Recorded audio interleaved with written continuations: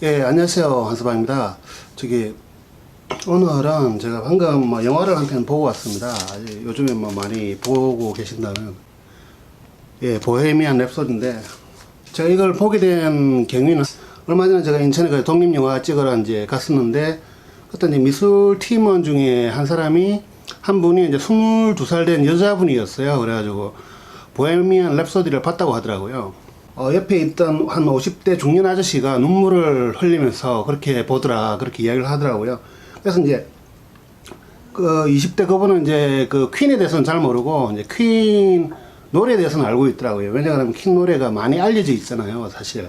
그래가지고 저도 이제 생각이 나가지고 유튜브 좀 찾아보다가 유튜브 영상 퀸에 대한, 프레드 머큐리에 대한 이제 유튜브 영상을 좀 찾아보다가 방금 보고 왔는데, 사실 이게, 영화가 스토리적으로는 약간 부족한 감이 있을 수는 있어요. 그래서 저는 이제 그냥 영화 분석하려고 한 게 아니고 영화를 즐기려고 간 건데, 그러다 보니까 이제 예, 재밌었습니다. 괜히 또 말미에 보면 이제 공연하는 장면이 오는데 울컥하더라고요. 이게 왜냐하면 제가 20대 때 퀸을 많이 좋아하진 않았지만 그래도 퀸 음악을 봤었습니다. 그래서 뒤져보니까 판이 하나 있더라고요. LP판인데 퀸 Greatest Hits 히트송 모음인데 이제 이렇게 나오고, 이게 82년인가 모르겠어요. 프린트는 한 80년대 초반에 된 것 같은데, 제가 이게 판을 구입해가지고 듣기로는 제가 20살 안팎에, 이거 약 30년 전에 이제 이 판을 제가 자주 들었던 것 같아요.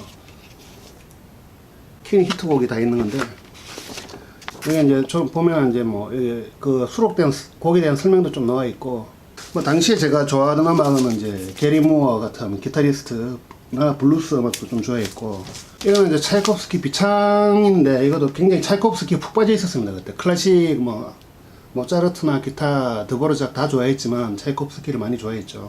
그리고 헤비메탈 쪽은 이제 스콜피온스를 두 번째로 좋아했어요. 스콜피온스가 음악이 괜찮았죠. 그리고 제가 제일 좋아했던 그룹이 사실은 이제 주다스 프리스트입니다. 정통 영국 헤비메탈 락 그룹인데, 제가 이 판은 열 몇 개를 가지고 있었고, 백판까지, 국내에 발표되지 않은 거는 백판까지 다, 그러니까 불법 복제판이죠. 그거까지 다 구입할 정도로 광팬이었는데, 아무래도 20살 안팎에 피가 끓어 넘치다 보니까 어떤 굉장히 강렬한 음악을 좋아했던 것 같아요. 좀 반항적이고 강렬한 음악. 그럼 후반에 약간 좋아했던 게 이제 라우드니스라고 일본판인데, 일본 그룹인데 괜찮더라고요. 그 강렬한 것도 있고, 일본 특유의 아시아적인 뭐라고 할지? 정통 락은 아닌데 하여튼 그 공격적인 락 음악이 굉장히 매력적이었어요. 그 당시에 이제 오지 오스본의 기타리스트 랜디 로즈 20대 때 이제 비행기 타고 가다가 이제 비행기 추락으로 세상을 떠난 비운의 천재 기타리스트였죠. 그래서 제가 그때 이제 그룹을 만들려고 이제 기타를 한 몇 년 동안 계속 이제 일렉 기타를 많이 하고 그랬었어요. 그래가지고 특히 이제 이런 음악을 좋아했었는데, 아무튼 퀸 이야기를 들어가지고 30년 전이니까 제가 보는 그거는 이제 아무래도 제가 20살 안팎에서 이제 그때 겪었던 일들, 거기에 대한, 그때에 대한 제 어떤 추억 같은 거, 회상? 이런 감정들이 좀 있어가지고 음악을 들으면서 좀 울컥했던 것 같아요. 제가 30년 전에 퀸을 좋아했던 거하고 지금은 이제 퀸에 대한 영화를 보러 가서 느낀 감정은 많이 다르겠죠. 왜냐하면 제가 20살 안팎에 가지고 있던 어떤 마음이라든지 미래에 대한 기대, 혹은 이제 그때 젊었으니까 이제 젊음이 뭔지는 몰랐을 거고, 근데 지금은 이제 그때로 다시 돌아가고 싶다라는 마음도 있겠지만, 그 사이에 30년 동안에 겪었던 이제 저희 어떤 도전이나 좌절, 희망, 절망, 기타 등등이 그 오늘 들었던 이제 노래에 묻혀져 가지고 좀 울컥하는 감정을 만들어낸 게 아닌가 좀 싶기도 하고요. 사실 퀸 노래가 다시 가사를 보니까 굉장히 좀 도전을 하게 만들고 삶에 대해서 포기하지 않게 만드는 그런 것들이 많더라고요. 그래서 요즘에 그 한국 관객들이 이제 음악 영화를 좋아하는 것 같아요. 저도 이제 그런 것 같고. 그러니까 영화를 통해서 위안을 얻고 싶어 하는, 음악을 통해서 위로를 얻고 싶어 하는 그런 경향이 좀 있는 것 같아요. 왜냐하면 하는 일이 잘 된 일이 많이 없잖아요. 저 자신도 그렇고. 일을 추구를 하지만 잘 될 때도 있지만 잘 되지 않을 때가 더 많고.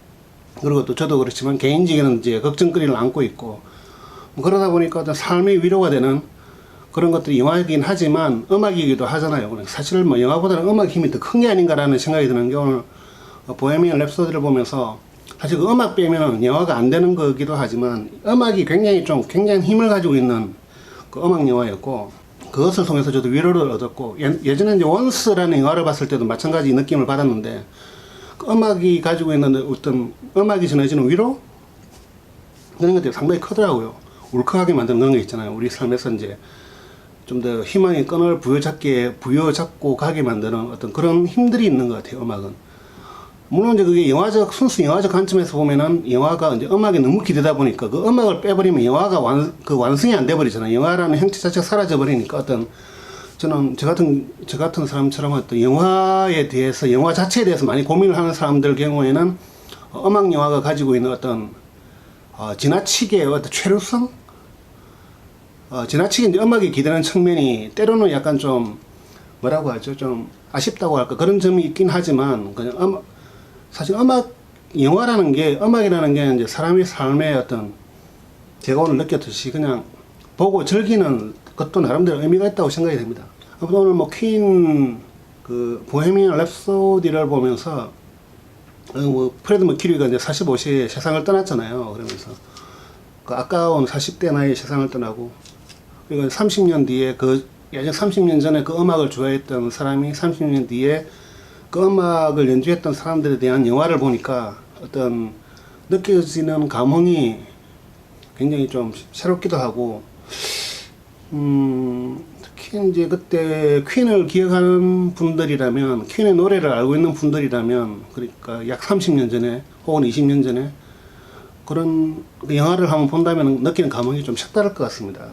예, 오늘은 저도 이제 막걸리 한잔 하면서 요즘에 막걸리가 많이 당기더라고요. 막걸리 한잔 하면서 이제 프레드 머큐리와 퀸에 대한 영상을, 유튜브 영상을 좀 찾아보면서 좀 기분에 취해 볼까 합니다. 예, 오늘 이만입니다.